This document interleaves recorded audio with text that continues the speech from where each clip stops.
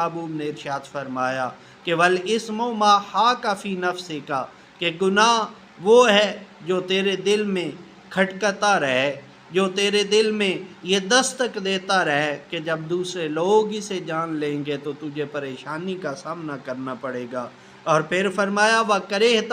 أَن يَطَّلِعَ عَلَيْهِ النَّاسُ، اور گناہ کی دوسری نشانی اور علامت یہ ہے کہ تو اس بات کو ناپسند کرے کہ اس عمل کا، اس میرے کام کا دوسروں کو پتہ نہ چلے۔ تو آئیے، جب بھی کوئی بندہ غلطی کرنے لگتا ہے، جب بھی کوئی بندہ گناہ کرنے لگتا ہے تو اس کے دل پہ یہ ضرور دستک ہوتی ہے کہ یہ تیرے عمل پہ اگر کوئی اور مطلع ہو جائے گا، تیرے اس عمل کا کسی دوسرے کو علم ہو جائے گا، کسی دوسرے کو خبر ہو جائے گی تو تجھے شرمندگی